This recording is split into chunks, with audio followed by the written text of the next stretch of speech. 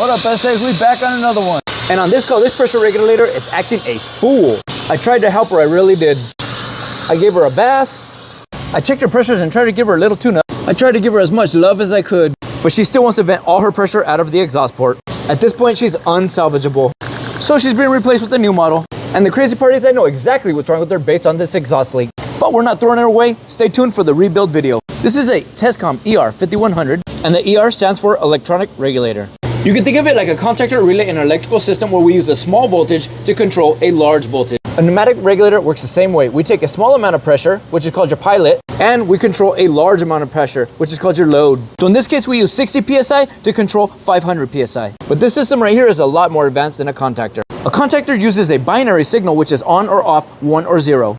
As opposed to a non-binary signal, which could be anything. I'm a ma'am. This regulator uses PID control, proportional, integral, and derivative. Instead of just switching on or off, it uses a 4 to 20 milliamp signal through a transducer to keep the pressure exactly where it needs to be. So right here you have a high pressure inlet, and right here you have a high pressure outlet. And this one is an exhaust vent port for control, and this little port right here is where your control air comes in.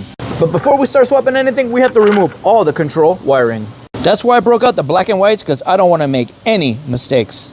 Because this regulator isn't just air, it's part of an electrical control system. You see, these computers are constantly taking signals in and putting signals out and trying to maintain a set point pressure using PID control. But in this case, the wiring is fine. The problem is the regulator itself. The controller down there uses a signal from this pressure transducer, and then it uses an algorithm, kind of like TikTok, to control that pressure.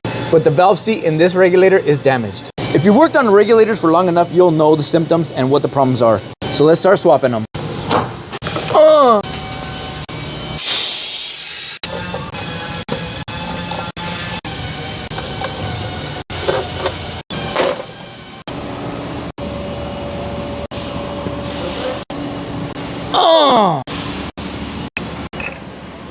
Ándale, way. So now that all the fittings and wiring is in place, we are ready to go, so let's power them up. Close my vent, slowly open my pressure. Pressure's verified, and I don't hear any leaks. Remove my lock and power up, boys. Hooray! And now we're gonna allow the computer system to go through its startup process. So I'm gonna go through the rest of this process and get this bad boy all started up and running. So I will see you guys on the next one.